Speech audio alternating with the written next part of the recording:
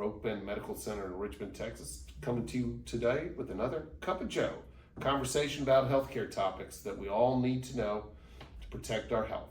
I am joined today by Dr. Robert Rosillo, who is our Director of Emergency Medicine here at OakBend Medical Center and has been a practicing emergency medicine physician for how long? 15 years. 15 wonderful years. My son is also an ER physician, so I have a newfound appreciation for the challenges of emergency medicine.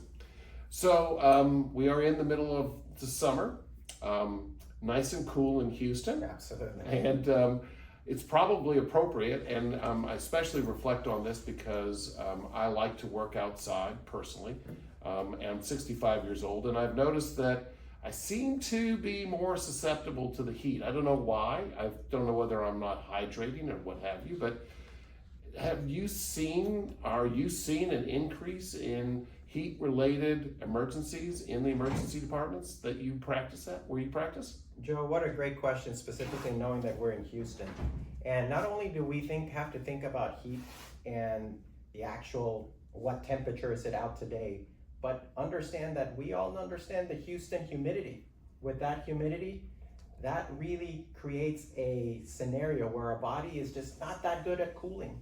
So to your point, you almost have like a double whammy. You have the high temperature plus the inefficient way of getting rid of that heat in the body sets you up for that increase in... So educate me there on the humidity, because I always thought humidity was nice. It keeps my skin a little bit moist, and that's a good thing. You know, I don't have these wrinkles like I see people develop on the West Coast. But you're telling me humidity is my enemy when it comes to getting rid of heat in my body? Absolutely. And understanding that the way most effectively our body gets rid of that heat is by using evaporative cooling. As that little droplet evaporates, it cools our skin momentarily. Now, when we get overwhelmed, saturated, that very efficient method of cooling us goes away. So then our temperature starts rising. So you ask a very important question. Are there specific groups that are more susceptible to it? Absolutely, yes. So as we age, our ways that we cool become a little bit less effective.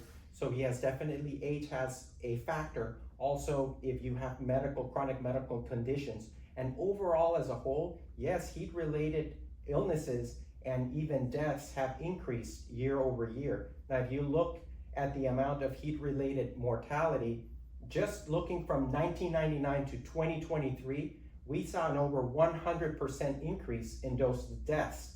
And really getting the word out to the community that a lot of those deaths are preventable is the reason we're here today. Well, to what do we attribute that growth? I mean, our technology has improved. You were telling me just a minute ago about the taco method of cooling somebody who presents with a heat stroke. Why would we have such an increase in fatalities? The reason is we need to get the word out that a lot of this is preventable. We need to, like you said, you enjoy your time outdoors. It's beautiful to have time outdoors, but you've got to plan accordingly. What does that mean? You've got to do the heavy lifting in the beginning of the day, or even in the evening hours where the temperature is a little bit lower. The humidity is going to be about the same. But then also, if you're going to be there a few minutes, just hydrating with water is enough. Now, if you're going to be there longer, what comes out of our pores is not just water, it's water plus all your electrolytes. So understanding that if you're going to be exposed to the heat longer, you need to start hydrating also with electrolytes.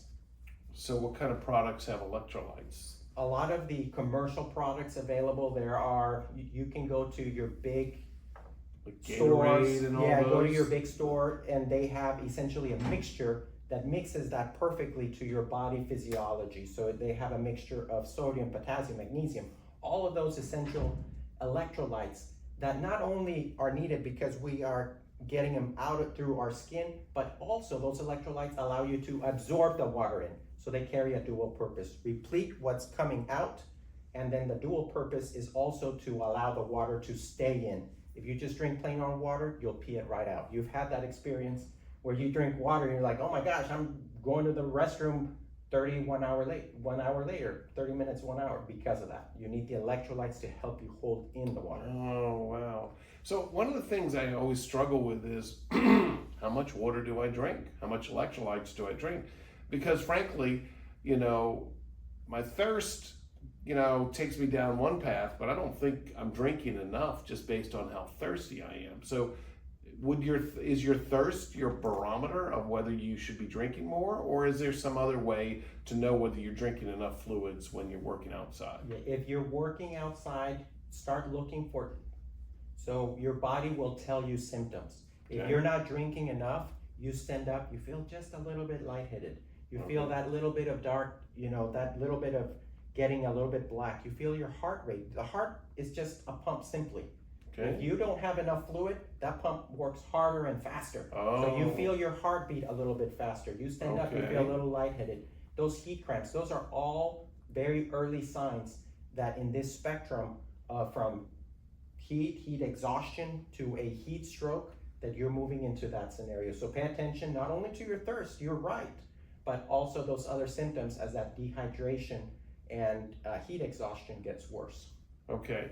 So so first of all, are there certain conditions that make me more prone to a heat stroke or heat exhaustion? I guess heat exhaustion is the precursor to a heat stroke. Is that correct? Absolutely. Okay. And just to be clear, heat exhaustion, you have those signs and symptoms I just alluded to. The faster heart rate, a little bit of dizziness, you may be nauseous. Now, when you move into, you're talking to somebody, they're starting to be nonsensical. They're not making sense. They're a little bit more sleepy than they should be. That's a true emergency. When you start going from a heat exhaustion to a heat stroke, you become confused. That is, you've got to call early, call 911, get help, and start cooling as soon as you can. Because when you get into and progress to a heat stroke, that mortality is 65%, can be 65%. So you're talking about That's bad. half of our patients, if they're not cooled successfully, can die of that heat stroke. Wow. So let me come back to, I think I asked a question, I'm not sure I got an answer because I probably came up with another question, but to what do we attribute this growth in deaths from 99 to 23? I mean, 100% growth is like crazy. Yeah, a lot of that is going to be getting the word out, awareness. It's definitely the heat, it being out there, exposed more to the heat. But why are we experiencing it more? I mean, yeah, it's a little hotter now, but hey, I grew up in the South. It's always been hot in the summer, 95-degree temperatures was nothing new for me growing up a long time ago. So what's causing this growth in deaths? Partly also is we have an older population overall. And with that older population, again, you're more susceptible. And they're preventable. We just need to get the word out. Okay. So let me come back to another question. What sort of conditions make me more susceptible to heat stroke, heat exhaustion?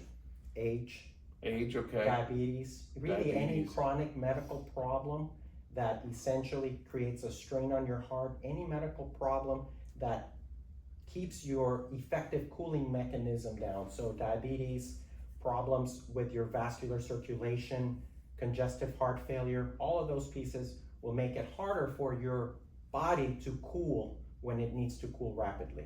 Okay. So when is it time for me to call for an ambulance?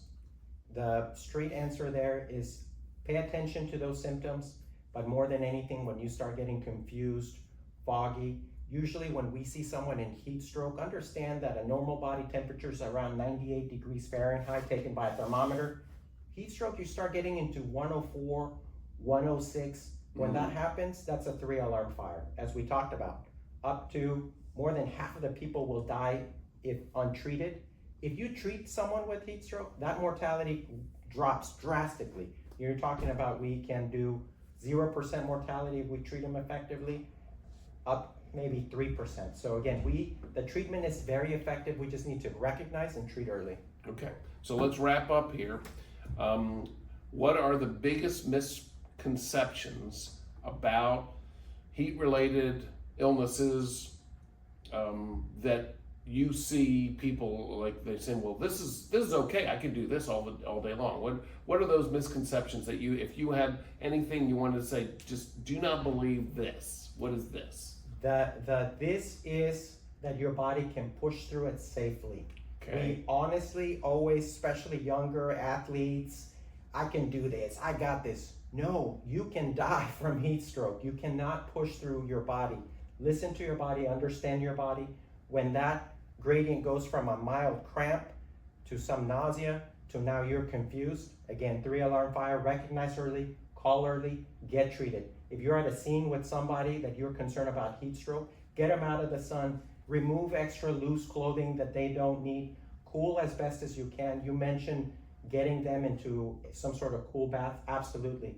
If they're confused, don't try to push cold fluids on them. They're confused, they can choke on that fluid. That's not the effective way to do it, is getting them out of the environment, calling for help, and let us handle that emergency. Very good. Well, Robert, thank you so much for joining us today. This has been really informative, and it'll inform me on my next project outdoors. So thank you all for joining us for another Cup of Joe. I look forward to seeing you in the near future. Have a good day.